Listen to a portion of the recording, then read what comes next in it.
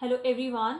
सो ये आज स्फीयर का नेक्स्ट लेक्चर है और इस लेक्चर में आज हम डिस्कस करेंगे इफ़ हमारे पास एक स्ट्रेट लाइन है और एक स्फीयर है, दोनों को हम इंटरसेक्ट करते हैं तो हमें ये पता लगाना है कि जिस पॉइंट पे ये स्फीयर और ये एक लाइन इंटरसेक्ट कर रही है तो वो कौन सा पॉइंट होगा या उस पॉइंट के क्या कोऑर्डिनेट्स होंगे। ठीक है, इसका सेंटर को हम ओ मान लेते हैं, सी मान लेते हैं और इस पॉइंट को हम सपोज करो पी मान लेते हैं। तो एक्स वाई जेड जो इसका कोऑर्डिनेट होगा वो क्या होगा। बहुत ही सिंपल है। जो भी आपकी इक्वेशन लाइन की इक्वेशन है, सपोज करो इस लाइन की इक्वेशन हमें गिवन है X plus two this divided by 4 is equals to Y plus 9 divided by 3 is equals to Z minus 8 divide by -5। ये क्वेश्चन में आपको गिवन है कि ये स्ट्रेट लाइन की इक्वेशन है। और अगर हम स्फीयर की इक्वेशन की बात करें तो ये है एक्स स्क्वायर प्लस में वाई स्क्वायर प्लस में Z square is equals to 49। तो सबसे पहले हम क्या करेंगे कि जैसे कि ये जो हमें गिवन होगी स्ट्रेट लाइन की इक्वेशन जो हमें गिवन होगी उसको हम फर्स्ट ऑफ ऑल क्या किसी भी एक आर कोई भी कांस्टेंट उससे उसके रेशियो को जो होगा उसको इक्वल कर देंगे। ठीक है, और यहाँ से हम इस एक्स वाई और जेड की वैल्यू निकालेंगे क्योंकि हमें एक्स वाई जेड ही चाहिए। तो हम एक्स वाई और जेड की वैल्यू निकाल लेते हैं। तो एक्स की जो मुझे वैल्यू मिलेगी I will equate it with this R. तो यहाँ पे ये से मल्टीप्लाई हो जाएगा 4r माइनस का 2, this will be 3r minus 9 and यहाँ पर आ जाएगा -5r प्लस 8। ठीक है, तो यहाँ से एक्स वाई और जेड की वैल्यू आ गई 8 माइनस 5r भी इसको लिख सकते हैं।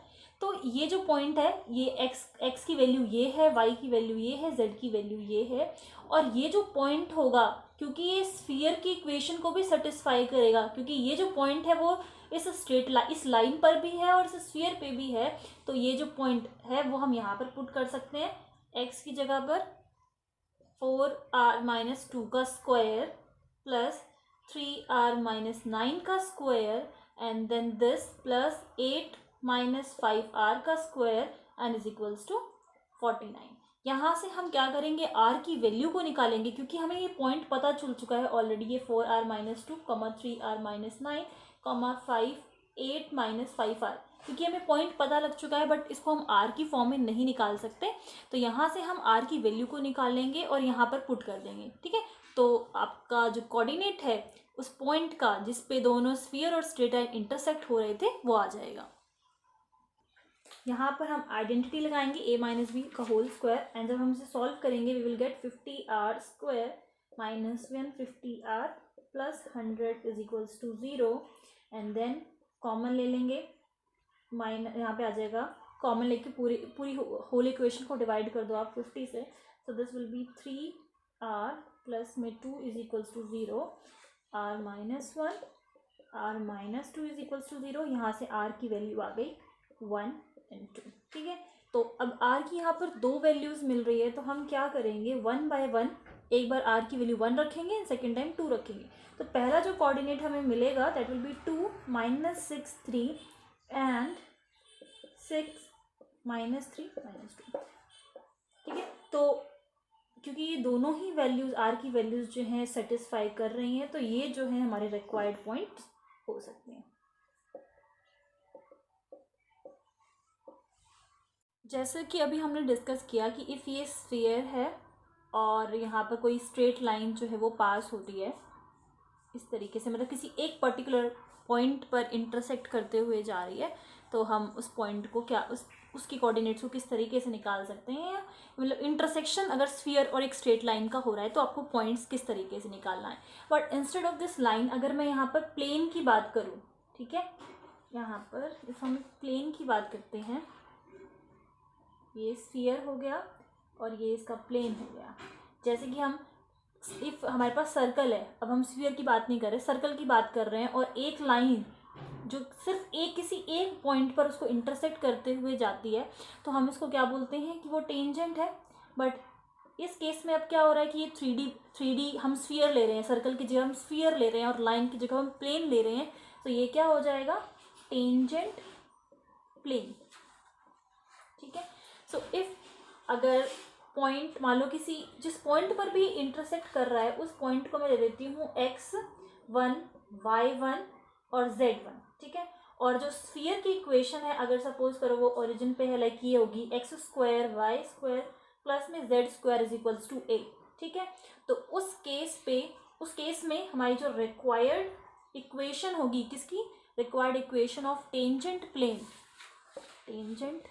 प्लेन, वो क्या होगी, x1 प्लस में y1 प्लस में z and z1 is equals to a square, ठीक है। तो ये रिक्वायर्ड इक्वेशन किसकी होगी, टेंजेंट प्लेन की होगी। तो अगर आपको टेंजेंट प्लेन की इक्वेशन पता करना हो और क्वेश्चन में आ रहा है कि आप टेंजेंट प्लेन की इक्वेशन पता करो, तो ये जर्नल इक्वेशन होगी।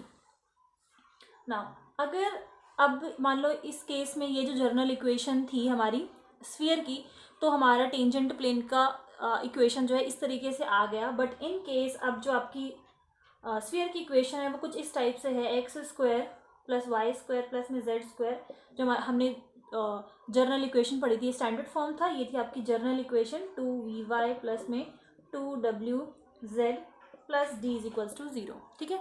तो उस केस में आपकी जो टेंजेंट प्लेन की इक्वेशन होगी वो होगी x1 प्लस में y1 प्लस में z1 ux प्लस में x1 प्लस में y प्लस में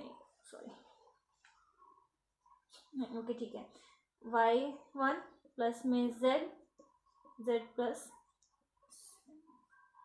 w होगा यहाँ पर z1 and plus d is equals to 0, ठीक है। तो ये इक्वेशन आपको ध्यान रखना होगा अगर टेंजेंट प्लेन के बारे में पूछा है, इस केस में ये और इस केस में ये। इससे रिलेटेड मैं आपको कुछ एग्जांपल्स बताती हूँ जिससे कि आपको ये अच्छे से और समझ में आ जाए। So example is you have to find the equation of tangent plane, okay, to the sphere और स्फीयर की इक्वेशन यहाँ पर हमें गिवन है एक्स स्क्वायर प्लस में वाई स्क्वायर प्लस में Z square is equals to 9 which pass through to the line, and line की equations है x plus y is equals to 6 and x minus 2z is equals to 3। मतलब ये sphere है और यहाँ पर दो लाइंस हैं जिसके थ्रू आपका टेंजेंट प्लेन है वो पास हो रहा है और आपको उस टेंजेंट प्लेन की इक्वेशन को निकालना है, ठीक है। सो एक टेंजेंट प्लेन इधर जो इस लाइन के थ्रू पास हो रहा है एंड इधर आप इस तरीके से मान सकते हैं। तो अगर हमें इक्वेशन ऑफ प्लेन निकालना है, ठीक है, थ्रू दिस गिवन लाइंस, जो हमें लाइंस गिवन है, तो हम किस तरीके से करेंगे कि पहले आप अपनी जो फर्स्ट इक्वेशन है, अगर इसको इक्वेशन नंबर 1 मान लेती हूँ, इसको इक्वेशन नंबर 2 मान लेती हूँ, वो लिखोगे, प्लस में के लैम्डा आप जो भी यूज़ करना चाहो वो कर सकते हो, then equation number 2 is equals to 0। जैसा कि हमने लास्ट लेक्चर में किया था, अगर हमें इक्वेशन ऑफ स्फीयर निकालनी है और अगर हमें इक्वेशन ऑफ सर्कल गिवन है तो हम इस तरीके से लिखेंगे। तो सेम उसी तरीके से अगर इक्वेशन ऑफ प्लेन आपको निकालना है और दो आपको लाइंस गिवन है जिसके थ्रू निकालना है, तो आप इस तरीके से लिख सकते हैं। So any plane through the given lines, ठीक है। तो इक्वेशन नंबर 1 मैंने लिख दिया, x प्लस वाई माइनस 6 आ जाएगा प्लस के, यहाँ पर आ जाएगा x minus 2z minus 3 is equals to 0। इसको हम सॉल्व करेंगे, we will get x 1 plus k y minus 2kz minus bracket 6 plus 3k is equals to 0। और जो हमें स्फीयर गिवन है that is x square plus y square plus z square is equals to 9। तो centre क्या है, बहुत ही easily हमें पता चल रहा है, 0 0 एंड 0, ठीक है। और रेडियस आप यहाँ से आप पता कर सकते हो, रेडियस क्या है 3, तो radius is equals to, now अब हम निकालेंगे LX plus MY plus NZ minus D, sorry plus D, और यहाँ पर हम करते थे L स्क्वायर प्लस में K square, sorry this will be M square plus में N स्क्वायर, ठीक है। This is equals to radius क्योंकि इफ़ ये आपका स्फीयर है, दिस इज सेंटर जो कि ओरिजिन पे है 0 0 0, और यहाँ पर इफ मैं टेंजेंट प्लेन मान रही हूँ तो ये क्या है, यहाँ से यहाँ तक का डिस्टेंस क्या होता है, परपेंडिकुलर डिस्टेंस p, हमने लास्ट लेक्चर्स में डिस्कस किया हुआ है। तो यहाँ से यहाँ तक का डिस्टेंस वो उसको हम p मानते हैं, और जिसको निकालने का फॉर्मूला होता है ये, this is equals to p।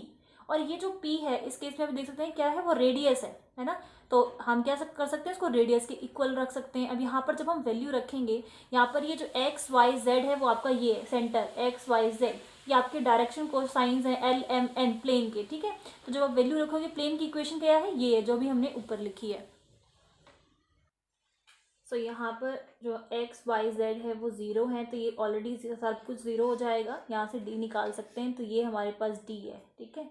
तो क्या है डी की वैल्यू हमारे पास -6 प्लस में 3 के, हम नेगेटिव को भी इंक्लूड करेंगे क्योंकि इक्वेशन के accordingly L x plus M y plus N z plus D होता है।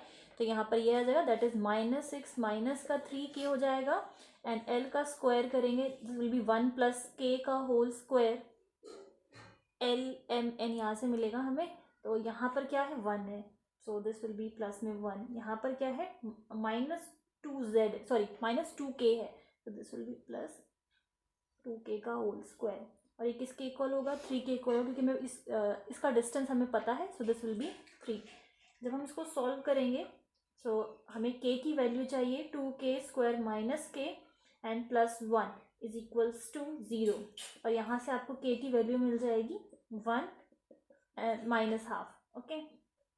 अब आप एक बार k की वैल्यू 1 रखोगे, दूसरी बार माइनस हाफ रखोगे, so this will be, first equation बनेगी आपकी 2x plus y minus 2z is equals to 9, and जब माइनस हाफ रखोगे you will get x plus 2y plus में 2z इज इक्वल्स टू 9। सो ये आपकी इक्वेशन हो गई, equation of required tangent planes। So I hope ये example आपको clear है। इफ़ कोई डाउट है तो आप लोग मुझसे पूछ सकते हैं। Thank you.